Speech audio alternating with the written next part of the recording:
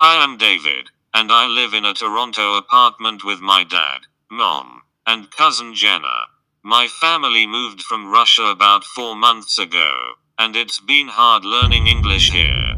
After school, I sit with my mom, dad, and our Russian neighbors, Miss Ha and Rita, to better learn English, and to eat dinner together. My family enjoys their company, and so do I. During one weekend, Miss Ha told me that his dog, Tapka, would be arriving to his apartment room on the first day of the week. I was extremely excited of the new addition to the family, because I was getting bored only being able to play with Jenna. On the day of the dog's arrival, I waited by the window for Tapka. At around noon, a large white van drove in front of our apartment. I watched as Miss Ha and Rita walked outside of the apartment, went to the back of the van, took out a fluffy orange dog, and brought him inside. I ran outside of my apartment door like I have never ran before. I quickly made my way to Miss Ha and Rita to get a better look at the dog. Tapka was medium-sized, had an orange coat, and brown eyes. After being astonished by my vivid excitement, Miss Ha knew of my love towards the dog.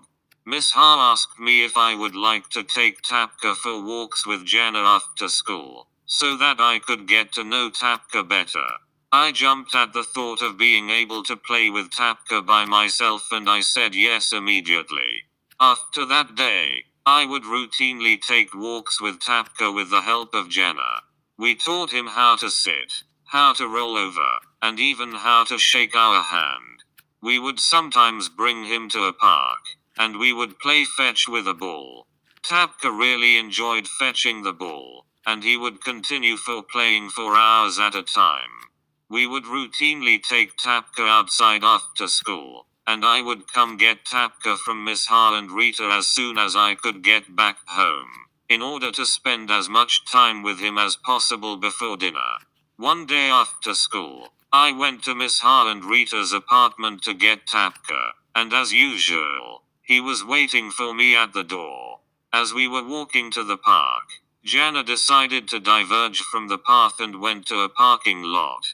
I asked Jana why we weren't going to the park, and she told me that there was more space in the parking lot to play fetch. As we played fetch with Tapka, Jana got into an argument with me. We argued for 10 minutes, until she eventually got furious and she walked off with Tapka at her side. I watched as Tapka followed her instead of staying with me, and I became jealous. I tried to call Tapka, but he didn't respond. I decided that in order to get Tapka back at my side I would throw a stick near me so that he would fetch it. I called out to him, and threw the stick in the air right in front of me. Tapka immediately ran towards me, but as he was running he saw a bird fly over to the street next to the lot, and decided to chase it instead. I ran after Tapka, trying to stop him, but he was too fast for me. As he touched the pavement of the road, a speeding car approached him, and before Tapka could react, he was hit. I was shocked by what had just happened, and was unable to move. However, people who watched what had happened called an ambulance. After 10 minutes, an ambulance appeared and took Tapka to the hospital along with us riding in the back. When we arrived at the hospital, the paramedics rushed Tapka to an emergency room. Jana and I were worried for Tapka, but more so were we worried about our punishment. Rita and Miss Ha appeared at the hospital 20 minutes after our arrival, and they did not say anything to us.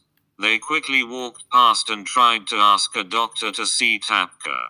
However, the doctor failed to understand their broken English, and thus they waited for my mom and dad to come help them, as their English was much better. An hour later, my mom and dad arrived. They helped explain to the doctor that they wanted to see the dog. As Jana and I started to follow them into the emergency room, my dad told us to go into the waiting room and sit quietly. In the room, I could only think about Tapka and if he was going to be okay. I prayed and asked a rocking chair if Tapka was going to be okay, and I asked only for the truth. The chair replied saying that the truth was that Tapka was going to live. I was relieved that Tapka would be okay, but the chair wasn't finished.